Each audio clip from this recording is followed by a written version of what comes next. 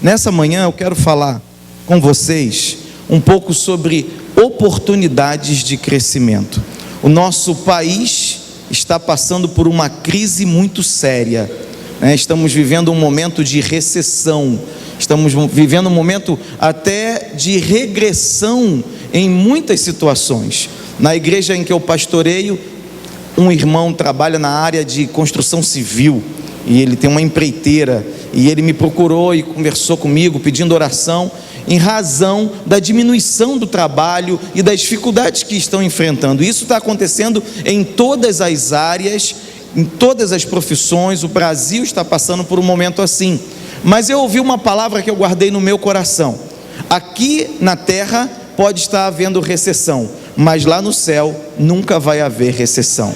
Deus é o Deus do crescimento. Então tudo pode estar andando para trás. Se eu sou filho de Deus, eu vou andar para frente, porque Deus está comigo, e Deus é a minha vitória, e Deus é a minha bênção. E eu creio nessa palavra, e eu vivo por essa palavra, e Deus tem feito milagres na minha vida, e eu com certeza na vida de vocês, por meio da sua palavra, porque a sua palavra é a verdade. Amém? Eu venho falar com vocês sobre oportunidades de crescimento. Onde você quer chegar? É a pergunta que eu faço aqui. Qual a sua visão? O que você tem feito para alcançar essa visão e esse lugar onde você quer chegar? É uma reflexão que eu venho trazer para nós, porque se deixarmos por nós mesmos, acabamos que nos acomodamos, e a vida está acontecendo, e Deus tem tanta coisa para realizar por nós e em nós e através de nós, mas estamos parados, estagnados, e isso não pode acontecer com o povo de Deus. Primeiro, ele não está passando aqui, vamos ver se, deixa eu tentar, passa aí então, que ele não está passando não.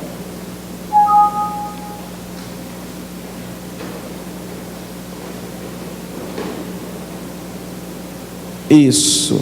O primeiro texto que eu queria ler com vocês se encontra em Daniel capítulo 1, de 1 a 4. Você quer abrir a sua Bíblia? Você quer acompanhar por aqui? Você pode ficar à vontade. Olha, no terceiro ano do reinado de Jeoaquim, rei de Judá, Nabucodonosor, rei da Babilônia, veio a Jerusalém e a sitiou, e o Senhor entregou Jeoaquim, rei de Judá, nas suas mãos, e também alguns dos utensílios do templo de Deus, e ele levou os utensílios para o templo do seu Deus, na terra de Sineá, e os colocou na casa do tesouro do seu Deus. Então o rei ordenou a Aspenaz, chefe dos oficiais da corte, que trouxesse alguns dos israelitas da família real e da nobreza, jovens sem defeito físico, de boa aparência, cultos, inteligentes, que dominassem os vários campos do conhecimento. Essa passagem fala do momento em que o povo de Israel é levado cativo para a Babilônia, e nessa leva para a Babilônia, alguns se destacaram. Olha que interessante essa passagem, porque fala de um momento de dificuldade, fala de um momento de tribulação, fala de um momento em que o povo estava sendo escravizado por um povo estrangeiro. Mas no meio daquele povo todo que estava sendo levado para a Babilônia, o rei da Babilônia mandou que o chefe da corte separasse alguns jovens que tivessem algumas características. Eles deveriam ser da família real, eles deveriam ter boa aparência, não deveriam ter defeito. Mas o que me chama a atenção é essa parte que eu marquei de amarelo para vocês. Eles deveriam ser cultos. Não bastava aparência física, não bastava não ter defeito, eles tinham que ser inteligentes, eles tinham que dominar os vários campos do conhecimento. Sabe o que Deus falou ao meu coração nessa passagem? A importância do conhecimento. Hoje vivemos uma sociedade que é chamada sociedade da informação, sociedade do conhecimento. Hoje vale-se quanto se sabe. Quanto mais você sabe, mais valor você tem. Então é muito importante que nós venhamos a valorizar o conhecimento de um modo geral. O conhecimento bíblico, em primeiro lugar, é imprescindível para a nossa vida, a fim de que vivamos de acordo com a vontade de Deus e possamos então gozar as bênçãos do Senhor na nossa vida. Mas essa passagem não fala do conhecimento bíblico, essa passagem fala do conhecimento geral. Eles tinham que dominar os vários campos do conhecimento. Deus quer que nós dominemos os vários campos do conhecimento. Hoje temos uma gama enorme de conhecimento, temos cursos diversos, cursos técnicos, cursos de qualificação profissional, cursos de pós-graduação, de graduação, cursos de extensão. E aí eu pergunto para você, o que você tem feito com o seu tempo? A Bíblia manda remir o tempo. O que você tem feito com o seu tempo? Você tem dedicado o seu tempo, em primeiro lugar, a Deus, e em segundo lugar, a sua preparação, a sua qualificação, a sua capacitação? E eu quero me referir muito aos jovens também, porque é necessário que os jovens despertem para essa palavra. Daniel fez diferença na corte babilônica, porque ele era servo de Deus, e porque ele era servo de Deus, ele se dedicava aos estudos. Se você continuar lendo o livro de Daniel, você vai ver que ele superou em todos os outros que foram colocados ao seu lado para fazer o trabalho do rei, o trabalho do reino naquele lugar. A segunda passagem que eu quero destacar, está funcionando? Ainda não, aqui está no verdinho, que é o on, mas ele não está indo, ó.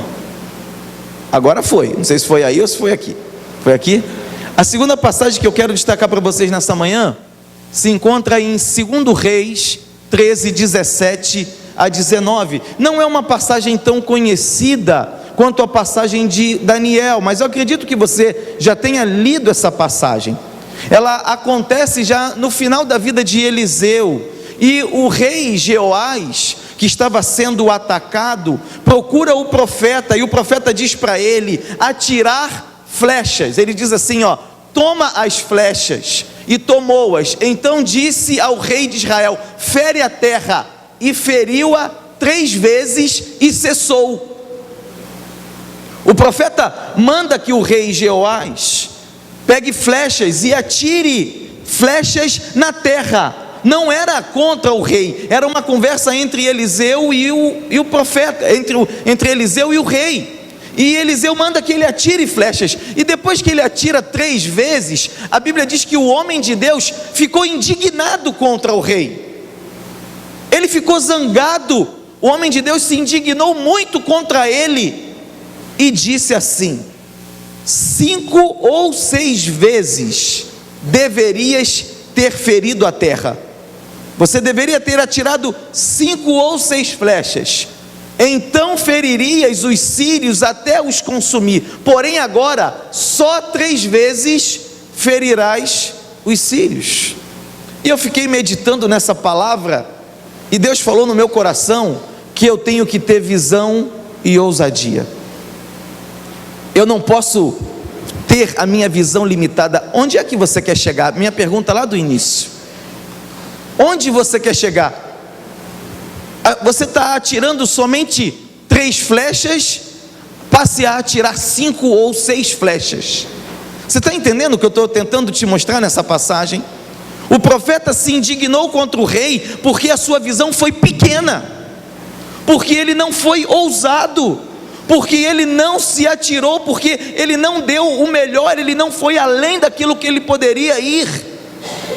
Meu irmão, o rei da Síria é o inimigo de Israel.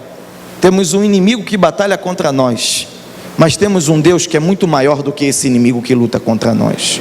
O nosso Deus está conosco, e o nosso Deus é Deus de coisas grandes. O nosso Deus é Deus de vitória, o nosso Deus é Deus de bênção, o nosso Deus é Deus de crescimento. Atira 5 ou 6 flechas. Tem gente que para de estudar. Eu te pergunto, por que você parou de estudar? Por que você só atirou 3 flechas? Por que você não atirou 5 ou 6 flechas? Por que você não continua atirando flechas? Eu não tenho que parar de atirar flechas, eu tenho que continuar investindo. Sabe, eu eu vou falar um pouquinho só da minha história, um testemunho pequeno, na área de educação. Eu fiz a minha primeira faculdade foi letras, eu sou professor de português. E aí fiz a faculdade, e logo no fim da faculdade, já foi uma história para chegar nessa faculdade, porque não tinha muita expectativa na minha vida, mas meu pai batalhando, de família humilde, e Deus nos concedeu fazer essa primeira faculdade, uma faculdade particular. E quando eu terminei a faculdade, me indicaram para fazer um concurso público, e eu fiz aquele concurso público, e Deus me deu aprovação naquele concurso público. E aí eu fiquei um pouco tranquilo, porque agora eu tinha um cargo público, já tinha uma faculdade, e Deus falou para mim assim: por que você só atirou 3 flechas? Continua atirando flechas. E aí Deus colocou no meu coração fazer uma segunda faculdade. Aí eu fiz a faculdade de Direito, uma segunda faculdade. Depois Deus falou: continua atirando flechas. Aí eu fiz uma pós-graduação. Depois eu fiz um mestrado. Agora estávamos fazendo a pós-graduação juntos lá no Batista. E aí Deus falou no meu coração: você vai parar de atirar flechas? Agora é tempo de você fazer o seu doutorado. Eu estou falando isso para você em breves palavras, para te mostrar que você não pode parar de atirar flechas. Não existe idade. Não existe idade. Falei aos jovens, falo ao povo da melhor idade que está aqui nessa manhã. Não existe idade. Continue atirando flechas. Não pare, porque Deus tem muito para realizar na nossa vida. E só tem uma pessoa que pode impedir o realizar de Deus na minha e na sua vida. Sabe quem é? Nós mesmos. Se não pararmos, Deus faz milagres. Amém? Amém. Deixa eu ver se vai passar. Vai, não vai. Vai por aí mesmo. Passa mais um aí para mim. Estou apertando aqui. Ó, essa passagem todo mundo conhece. Todo mundo conhece essa passagem. Josué, nessa época, ainda na transição de Moisés para ser o grande general, porque ele era o servo de Moisés, ele andava com Moisés o tempo inteiro, e daqui a pouco acontece que Moisés vai envelhecendo, e ele morre, e agora Josué se torna o líder. E aí Josué dá uma tremida, né? Imagina na frente daquele povo todo, e ele vivenciou tanto com Moisés, que viu que o povo não era fácil. Então essa passagem aqui encontra Josué um pouco abalado, um pouco preocupado, um pouco temeroso. E aí Deus fala para ele: ó, não fui eu que lhe ordenei? Seja forte e corajoso, não se apavore, nem se desanime, pois o Senhor, o seu Deus, estará com você por onde você andar. Essa palavra é para você nessa manhã. Deus está com você por onde você andar. Agora tem que andar, tem que seguir. Tem gente que tem medo de desafio. Por que está com medo do concurso? Por que está com medo da faculdade? Por que tem medo do curso? Tem gente que é meio preguiçoso. Tem gente que fica acomodado, gosta de sombra, água fresca, água de coco, e se possível alguém para botar um canudinho assim, só para ele dar uma puxadinha na água de coco. Sabe, aí eu não coloquei um versículo aqui não, mas tem um versículo em Provérbios muito bom: vai ter com a formiga, ó preguiçoso, ela não tem chefe e ainda assim trabalha dia e noite sem parar. Então, irmãos, é necessário que nós tenhamos empenho e esforço na nossa vida. Deus quer nos abençoar. O nosso Deus não é Deus de maldição, o nosso Deus é Deus de bênção. O nosso Deus é Deus de coisas boas. A Bíblia diz que Deus tem planos na nossa vida. Você sabia disso? O profeta Isaías fala assim: eu sei os planos que eu tenho para vós, planos de abençoar, planos de fazê-los crescer, planos de fazê-los prosperar. Deus tem planos de bênção na nossa vida. Agora, para nós, seja forte e corajoso, se esforce, dê o seu melhor, sabe? Às vezes a gente dá pouco, volto nas flechas, atiramos poucas flechas. Temos que dar o nosso melhor, nos empenhar. Eu lembro, irmão, quando eu estava fazendo a primeira faculdade, Antes de passar no concurso, às vezes era 2, 3 horas da manhã eu estava estudando, e 7 horas da manhã eu estava dando aula. Deus me abençoou tanto que no meu primeiro ano de faculdade, eu recebi um convite para fazer um estágio. No primeiro ano de faculdade, Deus sabia que eu precisava. E aí eu comecei a fazer um estágio. Quando eu cheguei no terceiro período, que é o segundo ano, o diretor da escola onde eu estava estagiando falou para mim assim: eu quero que você se torne professor. Eu falei: eu não posso ser professor, estou no terceiro período. Como é que eu vou ser professor? Ele falou: você vai lá no MEC.